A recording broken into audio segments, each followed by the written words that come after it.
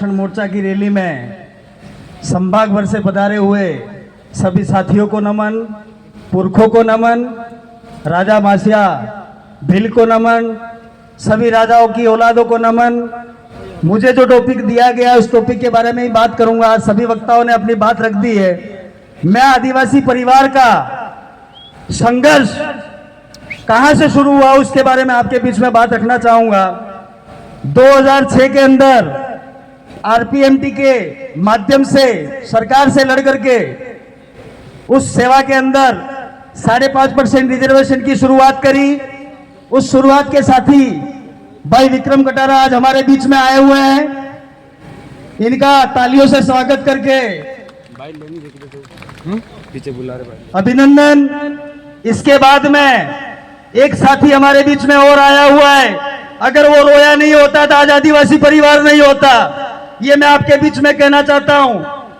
Border, Gujarat के border पर रहने वाला हमारा भाई रमेश खोकर अगर उस टाइम में उस सरकारी कॉलेज के आगे आकर के हमारे सामने नहीं रोया होता, उसका बीएड में उस टाइम सिलेक्शन नहीं हुआ था।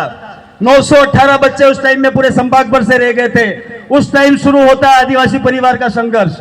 उस टाइम के तत्कालीन साथी वर्धा से मोहन भाई रोज, भाई राजेश कोटेड़, नारायण कटारा, विक्रम का नाम ले लिया, ऐसे ऐसे कई साथियों ने संघर्ष शुरू किया।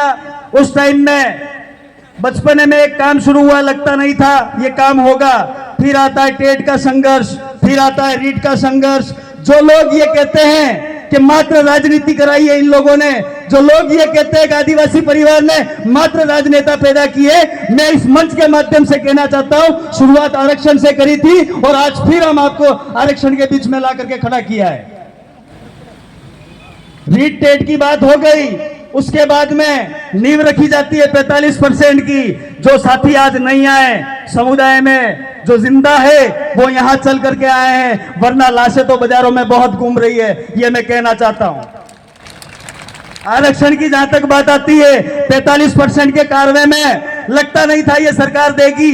ये रिजर्वेशन की बात उस टाइम में उठी, उस टाइम में हमारा मिलना बंवर से होता है और बंवर धरने पे आते हैं। मैं आज इस मंच के माध्यम से मन्नारा मेघराज भाई तावड़ को याद करना चाहूंगा, जिन्होंने 98 दिन धरने के अंदर तकरीबन 4 से 5 दिन वहां रात गुजारी थी हमारे बीच में, और बंवर जी हमारे बीच में वहां रात रुके। इसी की वजह से आज ये सफेद और काले पड़े हुए हैं। वहां इनको एक मच्छर काटा था, उसकी वजह से बंवर जी का ये हुआ है। लेकिन उस टाइम का जो संघर्ष था, उस संघर्ष में 45% की जब नींव रखी जा रही थी, उस टाइम के 2-4 साथियों को याद करना चाहूंगा जो दूसरे दलों में बैठे हुए हैं। नंजी मीणा, कनकमल जी कटारा, 2 मिनट रुक जाना।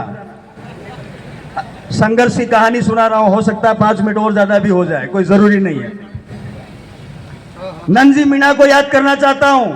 इसी मंच पे मैं कनकमल कटारा को याद करना चाहता हूं, जिसने 45% की नींव को रखा। हमें उन साथियों को नहीं भूलना है। मैं सोमालाल कोटेड़ साहब को याद करना चाहता हूं। मैं शंकर जी कटारा को याद करना चाहता हूं, जो हमारे सामाजिक गुरु हैं दादा के, और हमने वहां से संघर्ष शुरू किया है। जो लोग कहते थे आरक्षण की बात नहीं करेंगे, आज फिर से आरक्षण की बात शुरू हुई है। जैसे आज यहां पर आए हो, वैसे सभी जिलों पे हमको कार्यक्रम करना है और जाकर के इस सरकार से 12 का 6.5% रिजर्वेशन लेना है प्रशासनिक सेवाओं में और सब में।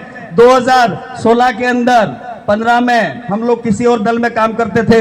12 में विक्रम को प्रेसिडेंट बनाया, 13 में राजकुमार भाई को प्रेसिडेंट बनाया, 15 में संजय परमार को प्रेसिडेंट बनाया। ये कहता हूं तो थोड़ा सा गड़बड़ लगता होगा कि नहीं साथियों को, कहां याद कर रहा हूं उन पुरानी बातों को। भाइयों, बहुत सारे सामाजिक लोगों का इस संघर्ष में मौत हो चुका है, उनका नाम हम लोग नहीं लेंगे। उनकी वजह से नींव रखी गई है। नींव के पत्थर को हमेशा याद रखने की जरूरत है। 16 में हमने इसी डूंगरपुर के अंदर बिल प्रदेश विद्यार्थी मोर्चा का गठन, ये कांति भाई बैठे हुए हैं, मेरे ही मुंह से बिल प्रदेश विद्यार्थी मोर्चा का गठन किया गया है। नाम बंवर जी ने दिया था। ये आज कहने का जरूरत इसलिए आ पड़ा है, आज आरक्षण की बात कर रहे हैं। हमको हमारे आने वाली पीढ़ी के लिए, हमको बच्चों के लिए, आपके बच्चों के लिए लड़ने की जरूरत है। रिजर्वेशन को लेकर के लड़ने की जरूरत है। जल में रिजर्वेशन, मैं तो ये कहना चाहता हूं इस मंच के माध्यम से, जिसके पास 25 बीघा जमीन है, वो भले दूसरी जाति का है, उसके अंदर भी भीलों को रिजर्वेशन देना चाहिए। इन्हीं बातों को कहते हुए आप सबकी जय। फिर बात करेंगे, फिर मिलेंगे, फिर समाज की हक लड़ाई में सब एक साथ खड़े रहेंगे। धन्यवाद। जय जोहार, जय आदिवासी, जय भील प्रदेश।